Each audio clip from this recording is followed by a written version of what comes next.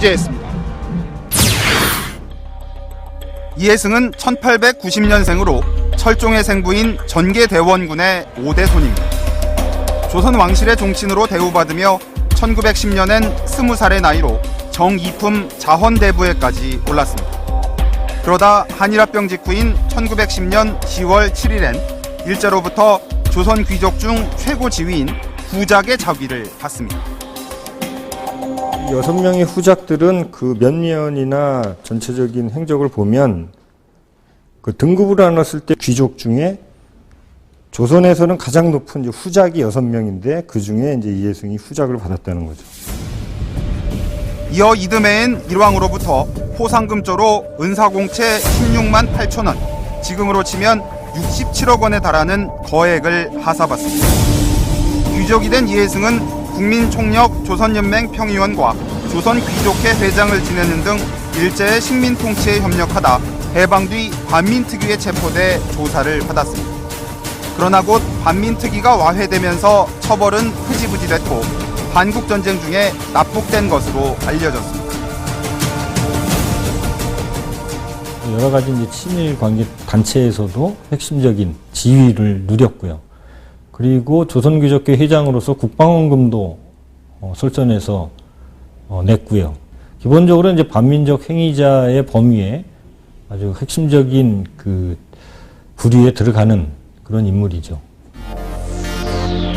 이러한 이력 때문에 지난 2006년 출범한 친일 반민족 행위자 재산조사위원회는 이해승을 친일 반민족 행위자로 규정하고 후손에게 물려준 땅을 모두 국가로 귀속하기로 결정했습니다. 광복 60년이 지났지만 당시까지 후손 명의로 남아있던 토지만 해도 전국에 걸쳐 192필지에 시가로 323억 원에 달했습니다. 전계대원군 등이 있던 서울 은평구와 서대문구를 중심으로 경기도 포천, 충북 괴산 등지에까지 땅이 남아 있었습니다.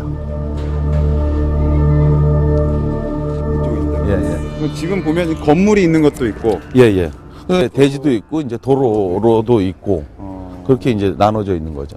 그럼 그 땅이 이제 요 일대에서 꽤 넓은. 그렇죠. 굉장히 넓은. 그러자 이해승의 손자인 이우영 그랜드 힐튼 호텔 회장이 조부를 친일 반민족 행위자로 규정해 재산을 환수하는 건 부당하다며 2008년 국가귀속결정처분 취소 소송을 냈습니다.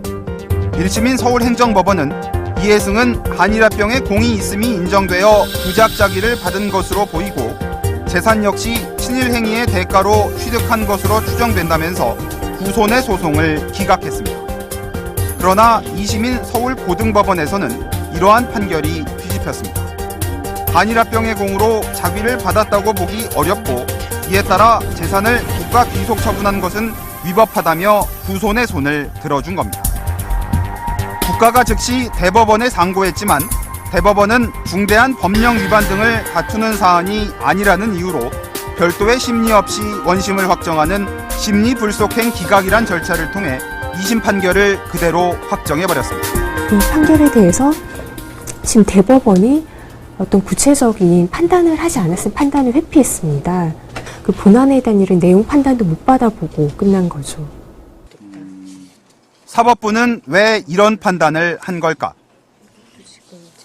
논란의 핵심엔 한일합병의 공으로란 법조문 8글자가 있습니다. 반민족행위 진상규명특별법 2조 7호에는 한일합병의 공으로 자위를 받거나 이를 계승한 행위를 한 자를 친일 반민족 행위자로 규정하고 있습니다. 이해승의 후손 측은 바로 이 규정을 근거로 반박에 나섰습니다. 이해승은 당시 단지 왕실의 종친이었기 때문에 부작저기를 받은 것이지 한일합병에 공이 있어서 자기를 받은 게 아니라는 주장을 내세웠습니다. 이 주장을 법원이 그대로 받아들인 것입니다. 이해승 사건의 대법원 판결은 대단히 유감스럽고 이게 사법 변란이라고 지칭해야 할 만한 사태라고 생각합니다. 이에 대해 대법원은 법 절차에 따랐을 뿐이라고 밝혔습니다. 그게 왜 신불이냐고 물어보시면은 심리 부속행 사실상되기 때문에 신불을 하셨을 것이라고밖에 말씀 못 드리거든요. 이러자 학계에서는 한일합병 당시 이해승의 행적